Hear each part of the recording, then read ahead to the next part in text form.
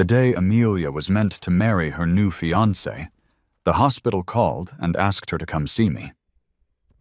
She hung up the phone. Later, after her fiancé's successful heart surgery, she wanted to thank the donor's family. But when her friend looked up the donor's information, he froze. He showed Amelia the section for next of kin. "It's your signature," he said. The donor was Oliver. With a loud sound, the expensive jade necklace Amelia was holding shattered on the floor. Only then did she truly understand she had missed her last chance to see him. The Grand Astoria Hotel was hosting a fancy wedding, complete with reporters and a live video stream.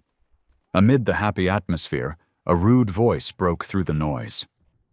"Well, well, Ms. Davis, already moved on to a new husband? So the guy who broke up your marriage finally gets what he wanted?" The person asking was a young journalist. The room went silent. Today was supposed to be Amelia and Oliver's 7th wedding anniversary. The ring on the new groom's hand was very valuable. Amelia had bought it for him at an auction. The suit he wore was tailored exactly to Oliver's size. Even the bride standing next to him was, technically, still Oliver's wife. It wasn't surprising that the reporter would ask such a question. Daniel almost fell over, but Amelia quickly stood in front of him, her expression turning hard.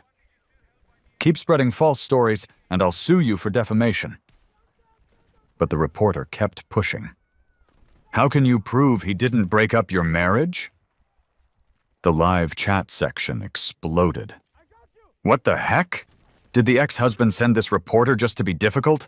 I feel so bad for Daniel. What kind of homewrecker would throw a huge public wedding like this?" Daniel gently touched Amelia's arm. "Maybe we should invite Oliver over. I'd love to have his blessing in person, but I don't know if he'd agree." Daniel had a child with him, and the wedding had definitely been rushed. Amelia hadn't even filed for divorce from Oliver yet. Any attempt to defend herself would just make her look guilty. Only if her ex-husband showed up and gave his approval would people be convinced. She nodded and gave the reporter a nasty look. "Fine. I'll get Oliver to come here and tell you himself." Amelia took out her phone and unblocked his number. The phone rang and rang. No one picked up. Angry, she sent him several text messages. "Did you send those reporters? I told you it was just a small gathering. Daniel has his kid with him. You need to get over here and fix this now. Hurry up. The guests are waiting. Stop pretending to be dead." He wasn't pretending to be dead. Half an hour earlier, doctors had confirmed he had passed away. He was now lying on a cold metal table, an oxygen tube still in his mouth. The doctors were removing his healthy organs for those who needed them. The rest of his body would be given to a medical school to be used for study. He had signed the donation papers, telling them to use his body completely. The clueless reporter was eventually removed by security. Daniel looked upset. "I guess Oliver still won't come and wish me well." Amelia, convinced Oliver had sent the reporter, comforted Daniel and promised she would make Oliver apologize to him. Just before it was time to go on stage for the wedding vows, Amelia's phone rang. A strange woman's voice was on the other end. "Is this Ms. Amelia Davis?" "What is it?" "Mr. Oliver Johnson signed a body donation agreement before he passed away. His body is scheduled to be moved at 2:00 p.m. today. Would you like to come for a final goodbye?" "No," Amelia scoffed. "Are you trying to say that if I don't come, he won't die?" "No, Ms. Davis. Mr. Johnson has already passed away." The live chat erupted in anger. "He had to pick his ex-wife's wedding day to die, didn't he? If he's dead, bury him. Why call his ex-wife? Is he threatening her from the grave? Drama queen." The ex is a real ghost that won't go away. So creepy. Just die somewhere else, please. If he's dead, he's dead. Tell him to stop bothering me. Amelia hung up. Daniel walked over. Honey, was that Oliver? Is he coming? Should we wait for him? He had always been kind and thoughtful in front of Amelia, never showing any jealousy. She put a hand on his waist and said mockingly, "See? I knew it. He wasn't going to let today be peaceful.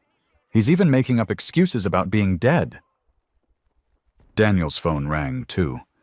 After he answered, his face looked guilty and his voice shook. Oliver. He must be angry with me.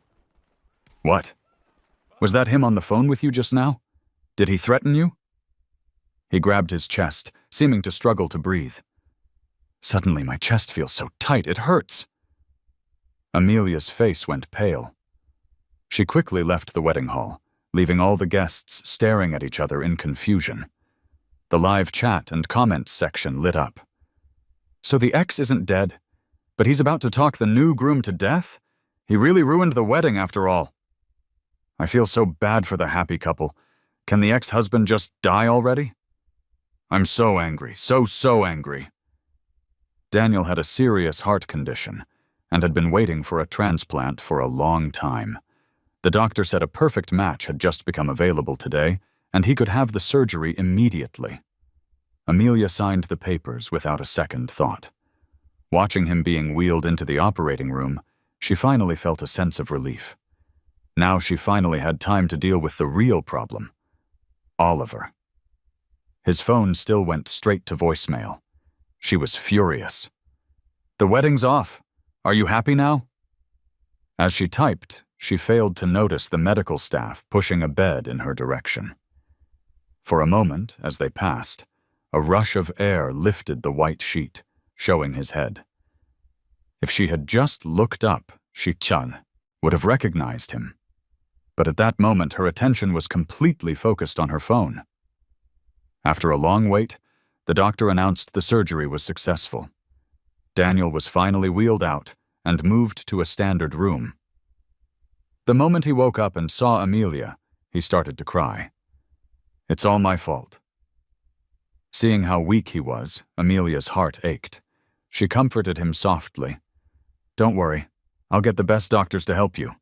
The most important thing now is for you to cooperate with them so we can get you out of here as soon as possible. Daniel nodded vigorously, his obedience making her feel even worse.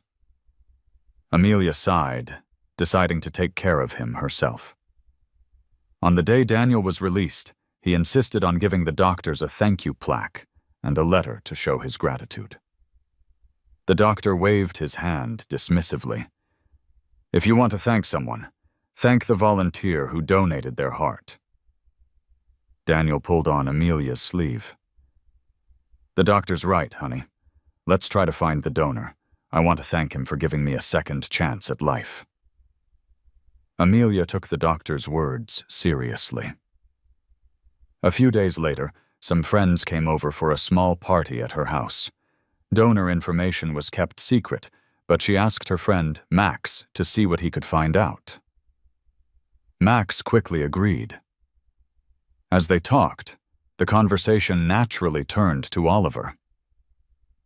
By the way, has your ex-husband stopped trying to cause trouble?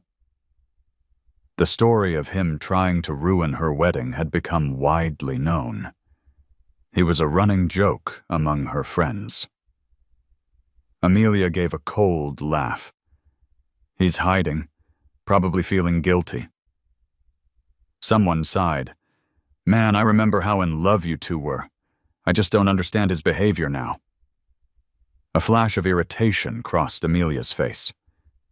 We never had a proper wedding when we got married, and our plans for the 7th anniversary fell through, so he's bitter. But that's no excuse to ruin my wedding with Daniel. The others agreed. Daniel has been with you all these years. We've all seen it. It really hasn't been easy for him. Her friends all used Daniel's first name. Hearing them stand up for him only made Amelia more determined. When I find Oliver, I'm going to teach him a lesson he'll never forget. Why can't he ever show me a little consideration? She trusted Daniel, but she didn't trust me. The day I went to the hospital for a checkup, I ran into Daniel. Amelia wasn't there. He dropped his usual gentle act and, with a handsome, innocent-looking face, asked loudly, "Mr. Johnson, here for a doctor's visit? Don't tell me you're on your last legs. As far as I know, Amelia hasn't slept with you in a long time, right?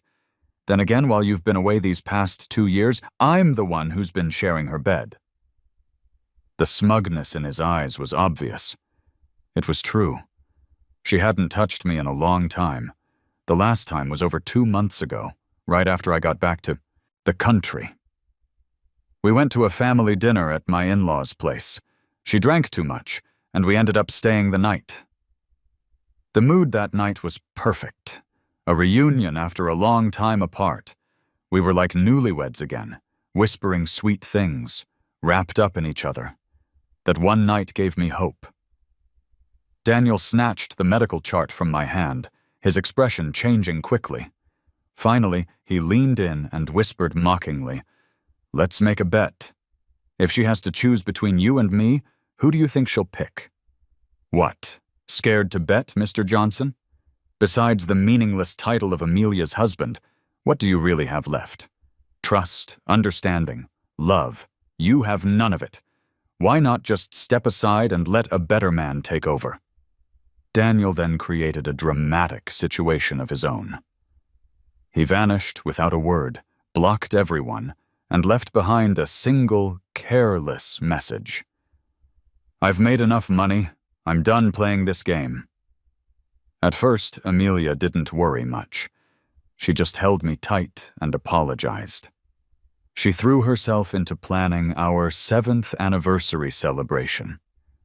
It was like she had gone back in time to before Daniel appeared, treating me with kindness and care. Until one of Amelia's friends found Daniel's new social media account online. Amelia's body shook as she watched the video over and over, staying up all night. The next morning, her voice rough, she told me she had booked a flight to go find him. She was going to bring him back herself. As she was leaving, she handed me divorce papers. "Oliver, let's get a fake divorce for now. Once he's better, we'll remarry." An icy cold feeling spread through my body, reaching the top of my head. I had planned to tell her my medical condition had improved on our anniversary. I stared at the papers in her hand. "Are you absolutely sure about this?" "Just sign it. I have a flight to catch," she urged me on, impatient. "What if I told you Daniel's whole story is a lie?"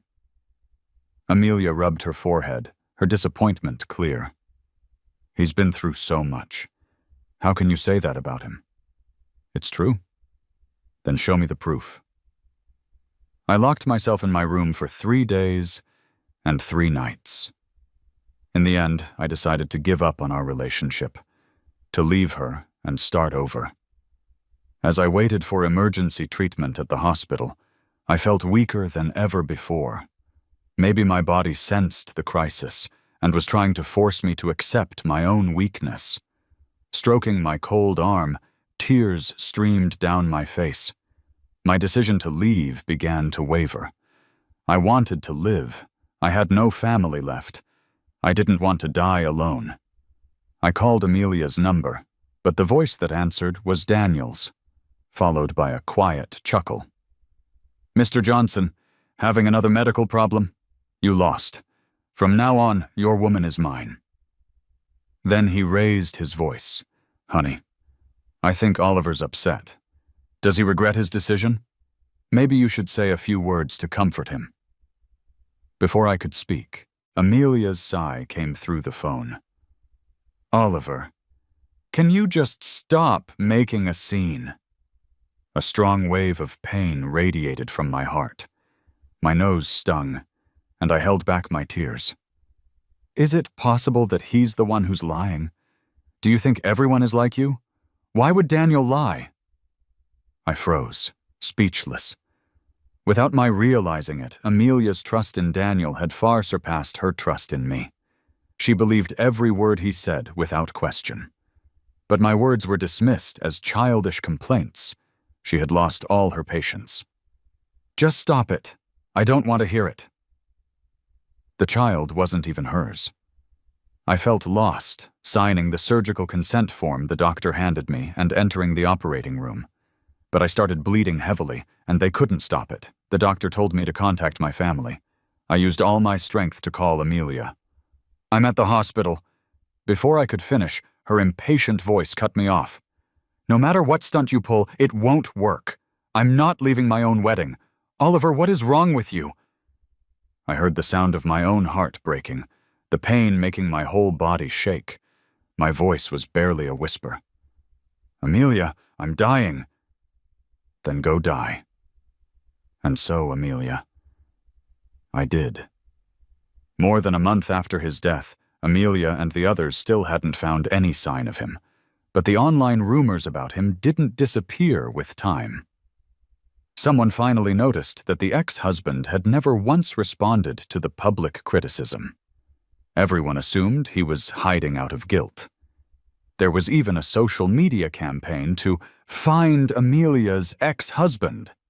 Is this guy a turtle? How can he stay hidden for so long? He caused so much drama, and now that his reputation is ruined, he's tucked his tail between his legs and disappeared. In the lab, the technicians had finished preserving him. Their work was flawless. The specimen was perfect. The skin on his chest and stomach had been carefully removed, clearly showing the structures inside. They gave him a beautiful name, Embrace the Moon.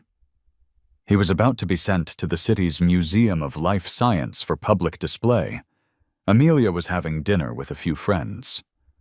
One of them jokingly asked to see the new jade piece she'd bought at auction. It was a Buddhist charm. She said it was for Daniel to protect him and keep him safe. A perfect green jade. Must have cost a fortune, right? Amelia nodded. I had to outbid a few people at the auction. It cost a bit. Max added, I thought you also bought a very valuable Imperial green watch a couple of days ago. Where's that one? That's the one that's really valuable. That's a $15 million watch. I didn't bring it. That one's for Oliver. She paused. His birthday is coming up. A friend teased her. Tisk. So you're not mad anymore? You talk tough, but the moment you see something nice, you buy it for Oliver. She argued. He's still my husband, after all. I'll only give it to him if he comes out and apologizes to my satisfaction. Max's phone rang. You found the heart donor? Great, send it over. After hanging up, he opened a file, his expression growing serious. Amelia, the family contact section. Amelia was playing with the charm, not even looking up. What? Just send me their contact info. She wanted to thank the donor's family, but only to please Daniel. Her plan was just to give them a sum of money. That way, she, Daniel, and the donor's family would all be happy. Max swallowed hard, his voice rough. The signature is yours. It's your handwriting. The donor was your husband. Amelia's hand froze. She slowly raised her head. What did you say? Say that again. The donor was Oliver, Max repeated himself. The heart Daniel received. It was Oliver's. Your husband. He's been gone for a while now.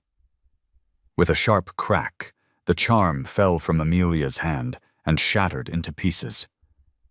Amelia snatched the phone from Max, her eyes wide, staring at the screen. Her mouth hung slightly open, her face as white as paper. In the signature block, the ink was slightly smudged by water stains. She remembered now. That was indeed her signature. He had been diagnosed with leukemia years ago. When she got the diagnosis, she cried for a long time in secret, but put on a brave face for him. She even proposed to him in his hospital room, and with their fellow patients as witnesses, they went and got their marriage license. This disease is very treatable, Oliver. You just stay here in the hospital, and once you're better, we'll have a wedding." At the time, CAR-T therapy had just been introduced from another country and was extremely expensive, costing over $450,000 for one treatment. For two recent college graduates, it was an enormous amount. A proud and private woman, she decided to put aside her pride and go into sales, enduring nightly client dinners where she drank until she developed stomach bleeding. She finally secured a huge contract worth over $3 million. The promised 5% commission, however, turned into a mere $3,000 from her boss.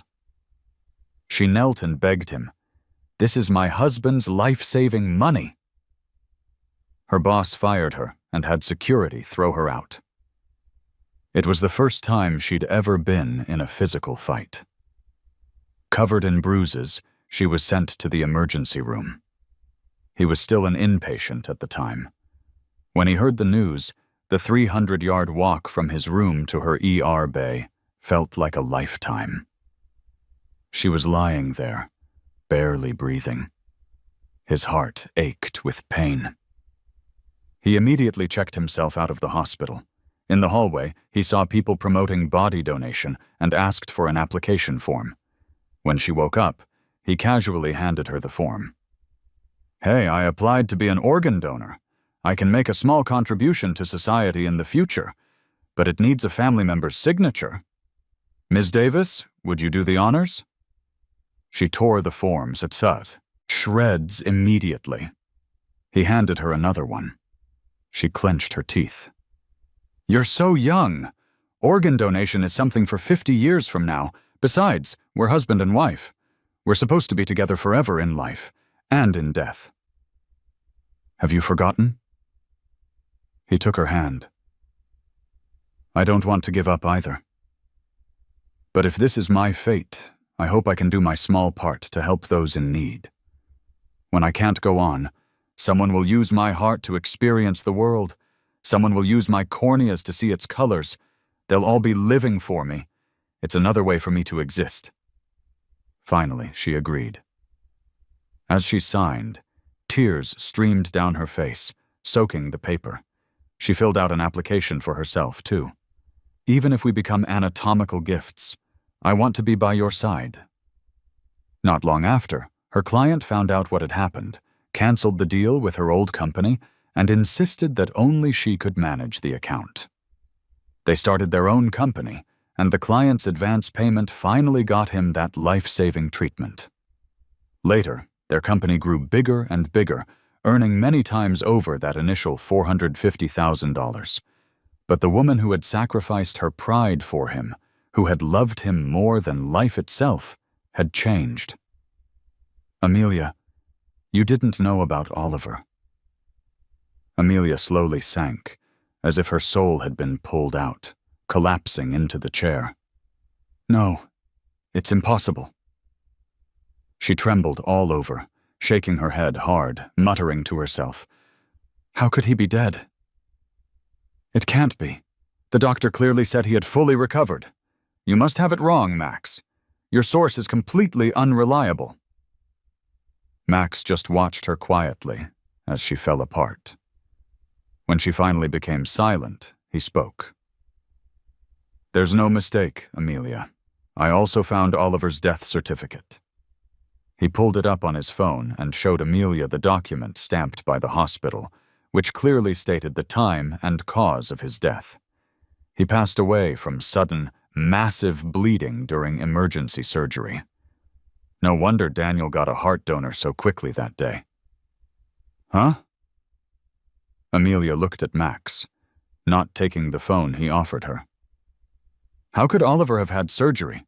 Wasn't his illness cured? Even now, she couldn't believe what he was saying. "Amelia, it's true. It says here that Oliver had a sudden return of his leukemia. The date of his death is the same day as your wedding." Amelia snatched the phone from his hand, her eyes wide, afraid to miss a single word. "Oliver really relapsed? So it was true? When he told me he was sick, I thought he was just trying to compete with Daniel. I didn't believe him. I told him to stop making a scene. Oh God, why are you playing with me like this? She looked insane, laughing and crying at the same time, slamming her fist on the marble floor. She didn't even notice the blood covering the back of her hand. Amelia, I'm so sorry for your loss. She abruptly jumped to her feet and ran for the door. Amelia, wait for me. Amelia drove back to their marital home, a place she hadn't visited in a long time. Ever since deciding to take care of Daniel, she had moved out and into the huge estate in the suburbs with him. Everything in the room was as neat and tidy as ever, though a thin layer of dust covered the surfaces. The house looked like no one had lived in it for a while. He was always so careful about cleanliness. On the balcony, the once healthy garden was completely dried up. Even his favorite plant, a Scottish white rose, had died. She had given it to him when they first moved to the city. He loved flowers and plants. He could never walk past them. Back then, they lived in a small apartment with no balcony. She had gotten a cutting from someone, planted it in a pot, and built a small shelf on the windowsill to hold it.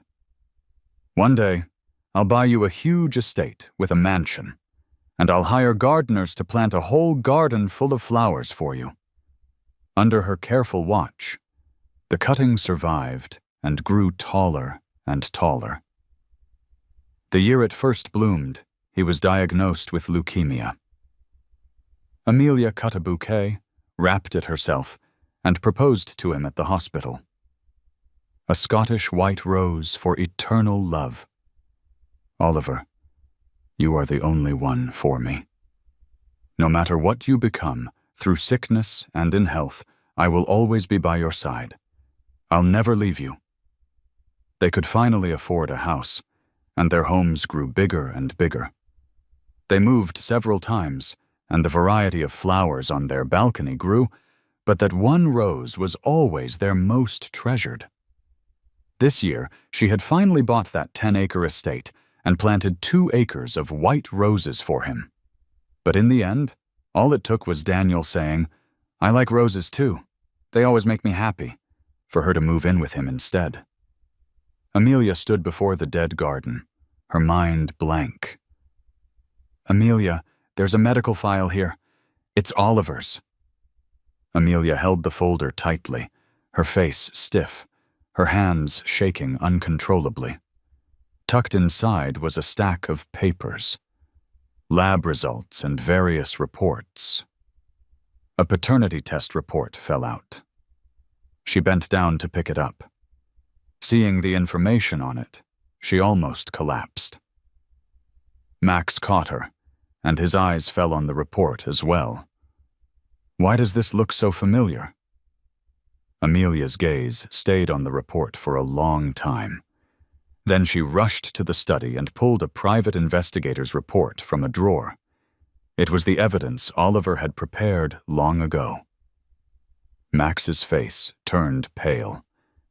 It was he who had found Daniel's social media account and told Amelia about it after Daniel had disappeared. So, Daniel's story about being abandoned was a lie. Amelia, I'm so sorry. I never thought I was making things worse. Max lowered his head like a child who had done something wrong.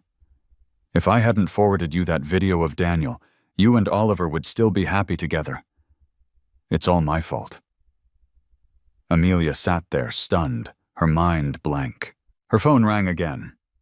It was Daniel. She glanced at it and immediately declined the call. After a long time, she finally stood up and began to look through his belongings. The bedroom, the closets, all of his personal items were gone. When he decided to leave her, he had packed everything and given it to a friend.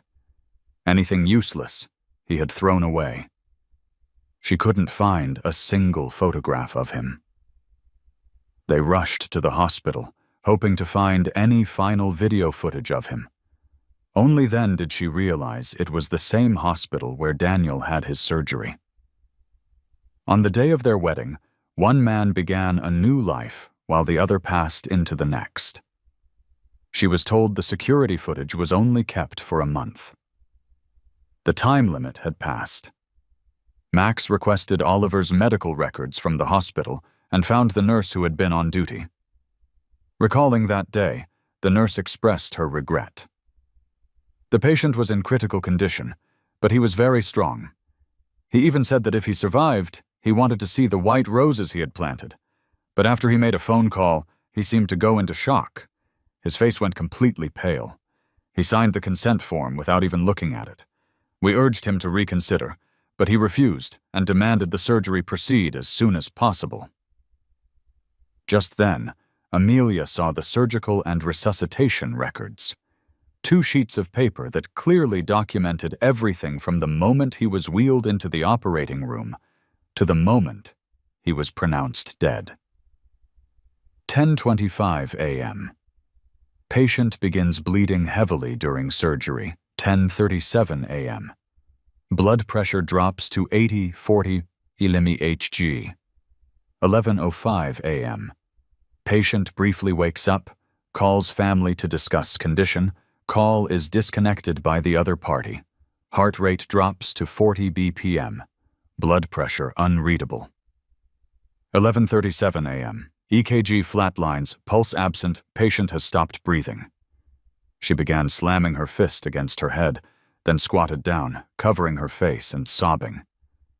Mr. Johnson's belongings were collected by a friend who also helped contact the Red Cross. Max immediately realized his mistake and changed the subject.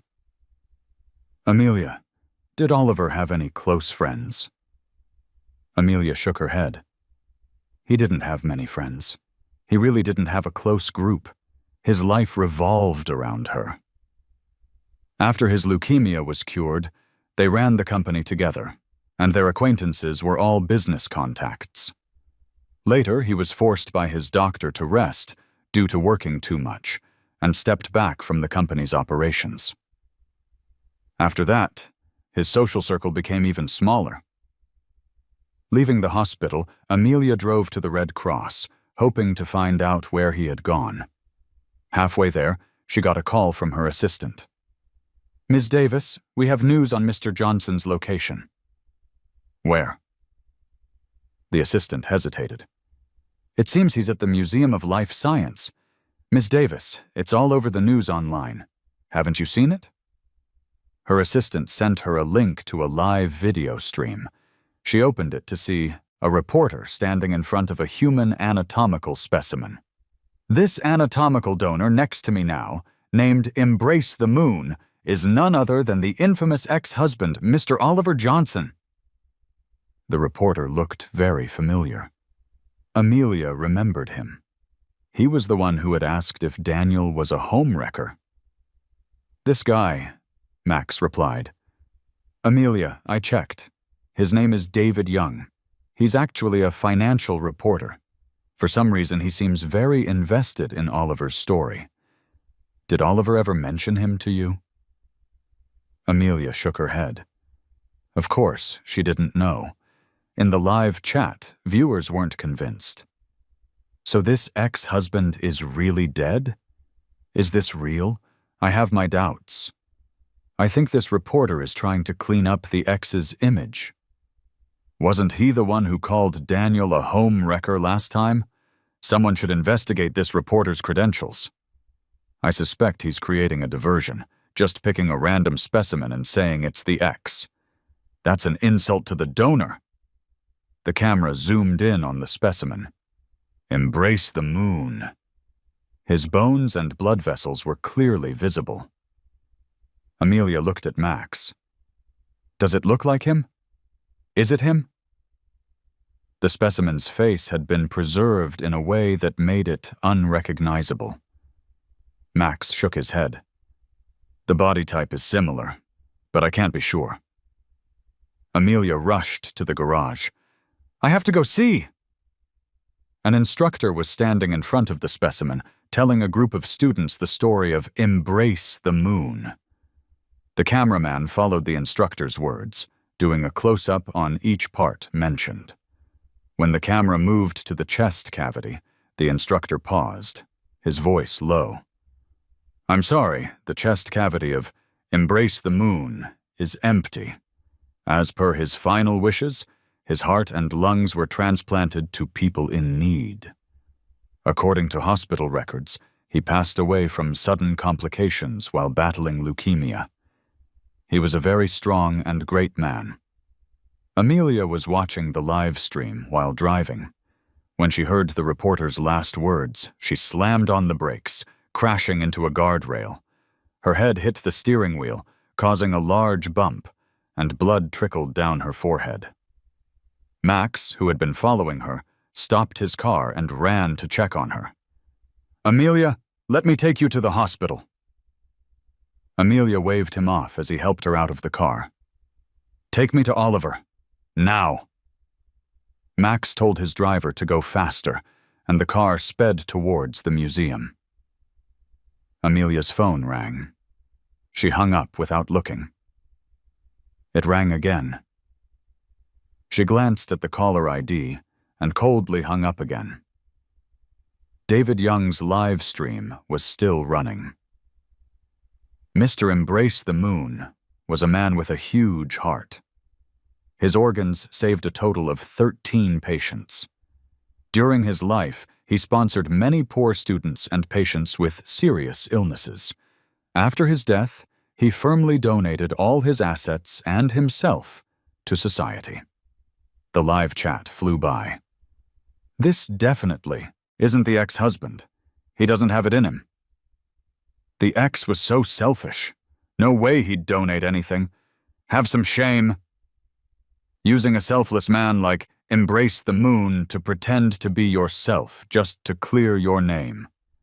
The camera finally focused on a small sign next to the exhibit bearing his signature. "The world is too beautiful. 20-odd years was truly not enough for me. To all you dear medical students, keep up the good work. I hope that in the future you can cure all incurable diseases and let future generations suffer less. Oliver Johnson." He had written that 7 years ago. Back then, she still loved him so much, and he was full of love for the world. Holy crap, it really is him. Have we been used as pawns? Everyone calm down. It could just be someone with the same name. Exactly. There are lots of people with the same name. The online commenters were still doubtful. "Max, where did Oliver find the ways to sponsor students? I'd like to donate to a few myself." Amelia shook her head. "I don't know. He never told me. After the company became profitable, he would donate a sum of money each year to sick children, and had also established support relationships with several poor students. David and his sister were among the first students he had sponsored. Amelia was always busy with the company. He never mentioned these small acts of charity to her, not wanting to distract her. Later, when she was abroad, her replies to his messages became slower and slower. He thought she was just busy and didn't think much of it, pouring all his energy into charity work. After he returned and discovered the situation with Daniel, they communicated even less. Amelia stumbled into the Museum of Life Science. The reporter had left, and the hall was much quieter. The specimens were all displayed in clear cases. The moment she saw Embrace the Moon up close, she knew. It was absolutely him. Amelia pressed her hands against the glass case, her body slowly sliding down. She ended up kneeling on the floor. She wrapped her arms around the case, trying to hug the specimen within. But the glass blocked her. She looked desperately at the lifeless specimen, her whole body shaking. She tried to speak, but only a rough, gurgling sound came out. Frantically, she started hitting her own head with her fists. Her strange behavior drew stares from onlookers. A staff member came over to help. "Ma'am, please try to remain calm." Amelia looked up, her eyes filled with sorrow, unable to say a word. Seeing this, Max explained her relationship to him. The staff member, filled with pity, stopped trying to restrain her. It wasn't until the museum was about to close that she could finally speak.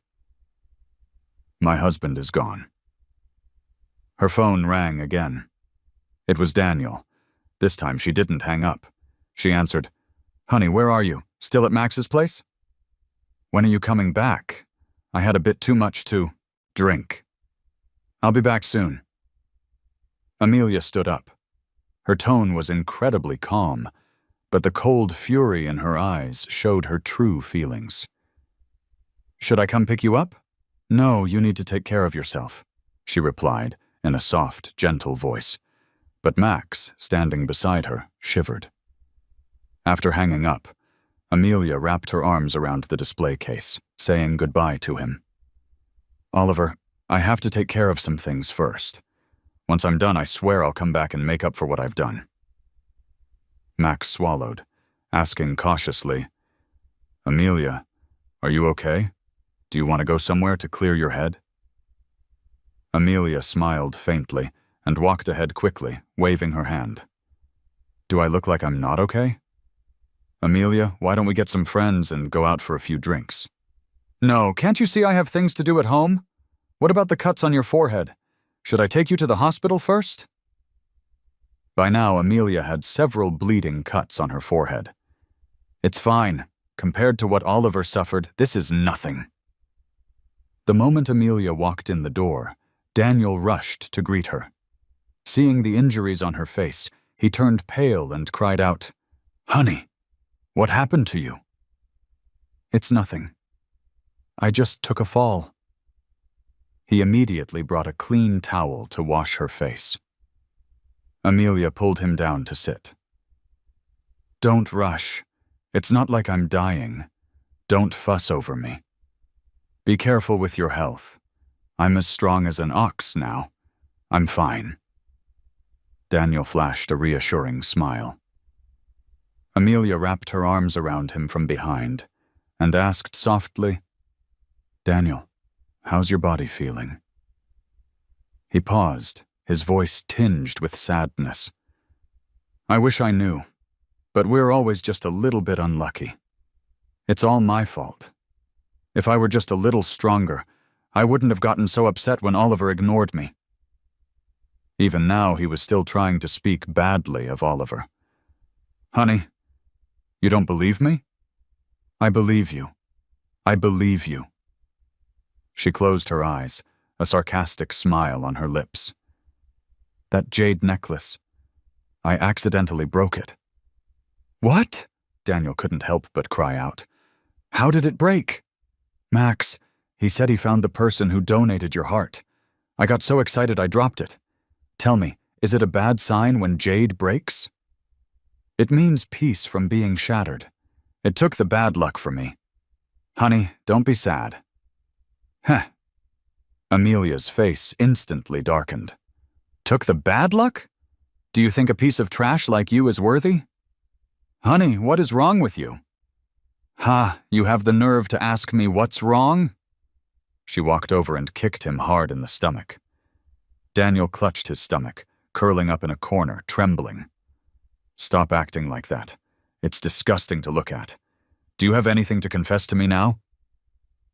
Her face twisted into a cruel smile. "Did you know that my husband is dead?" Daniel's eyes darted away, and he lowered his head.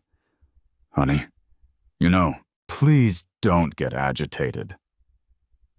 "Huh, he's dead. And you're walking around with his heart. You must be pretty happy, right?"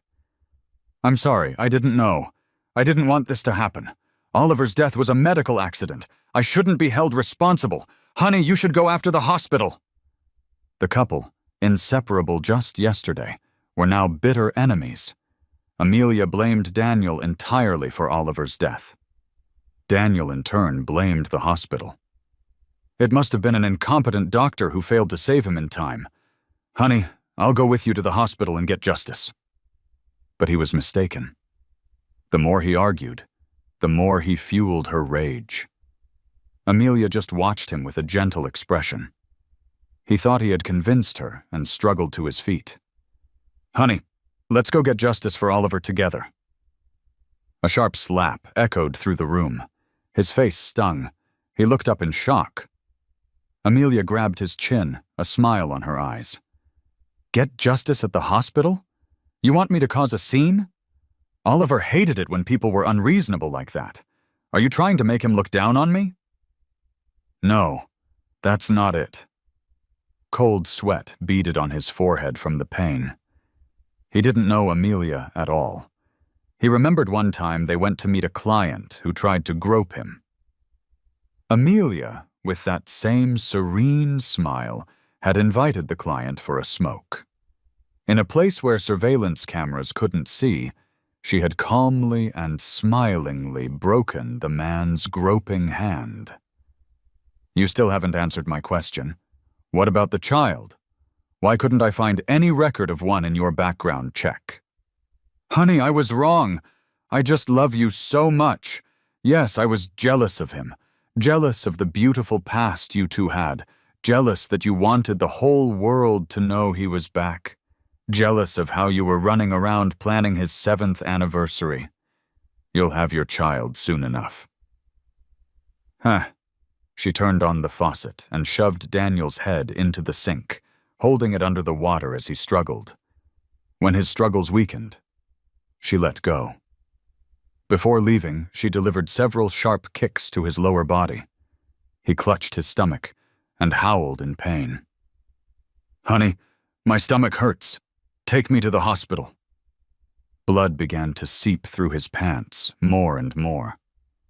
Amelia just watched him coldly until he passed out, then turned and walked away. Under the cover of night, Amelia returned to their marital home. She lay in bed, tossing and turning, scrolling through social media. Someone had posted a long article clearing his name, detailing all his charitable work over the years. Many of the people he had sponsored came forward to support him. At the same time, someone had dug up Daniel's past. He had dropped out of middle school to become a male escort in a nightclub. And at 18, he was brought to the big city by a sugar mama whose husband beat him up in the street. Later, he had plastic surgery and returned to his old profession. Latching on to Amelia.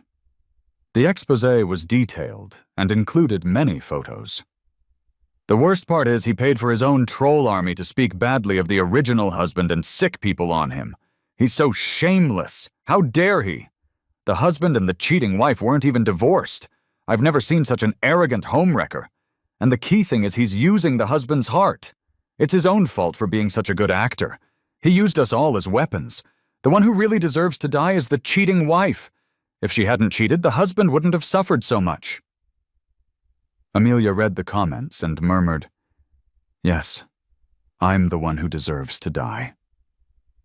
Oliver, just wait a little longer. I promise I will make up for what I've done.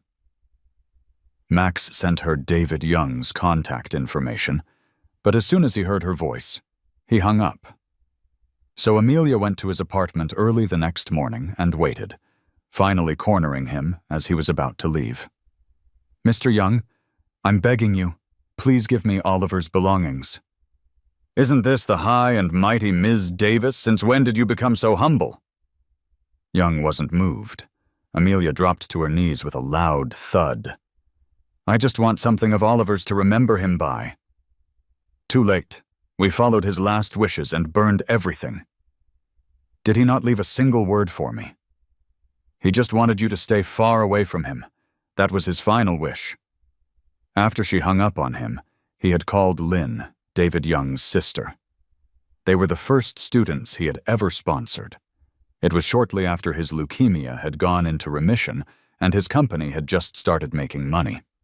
Lynn was sick and couldn't afford treatment. David and their grandmother were begging on the street. Her surgery wasn't that expensive, about $10,000.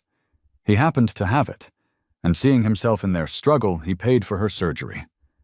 Lynn was the one who was with him at the very end.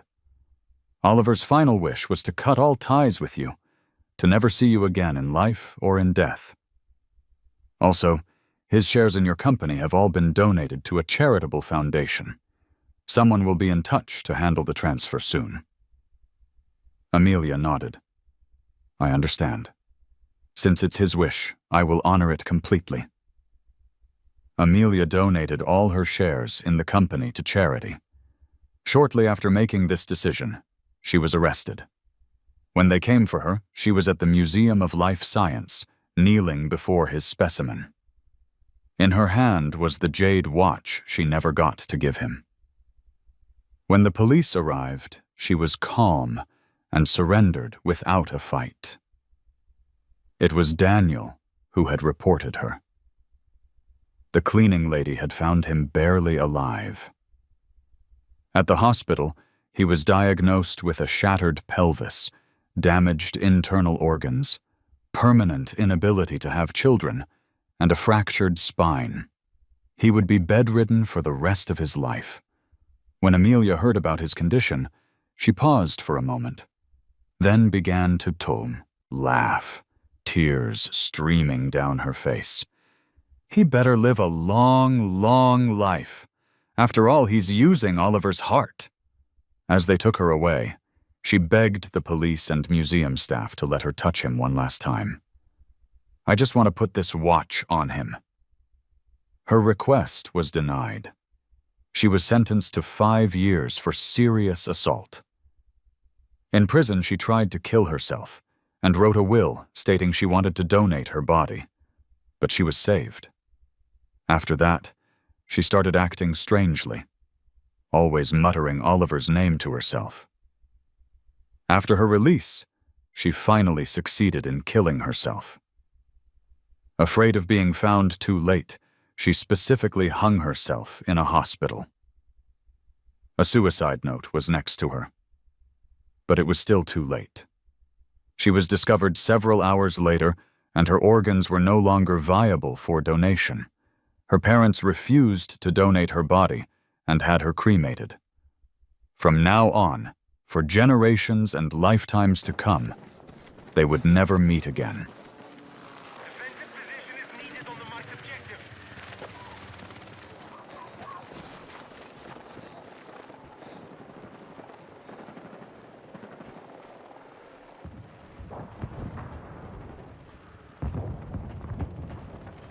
The enemy now control more objectives.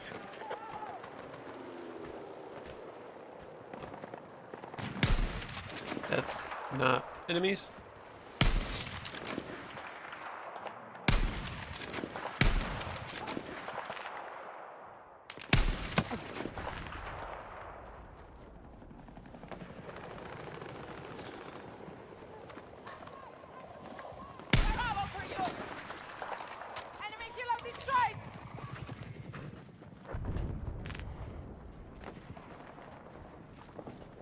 We are attacking objective Bravo.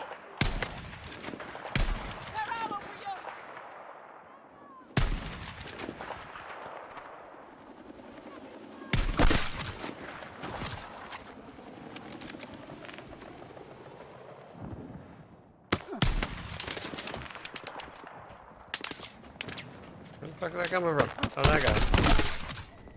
I killed him. I did it. I got him. Don't fuck around here. Around here.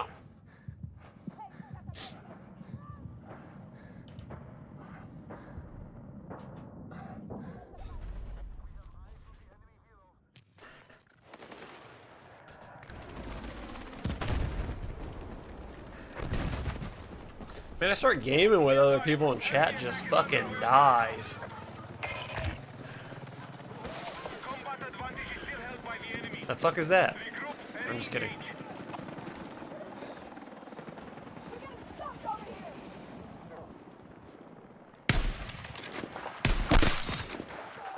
He looked at me. Delta is under hostile attack.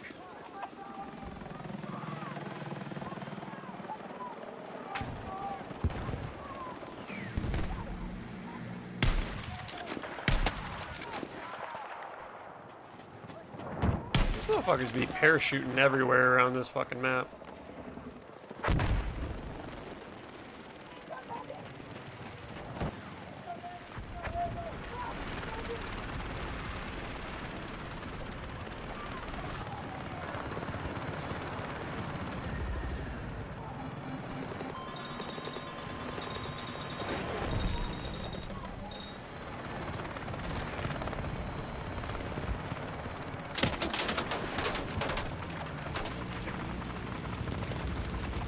ain't doing shit.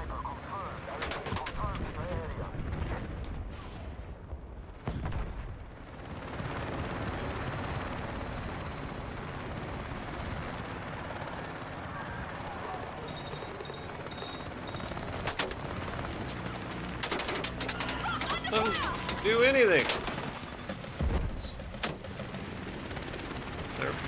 Directional jammer. What does a jammer do?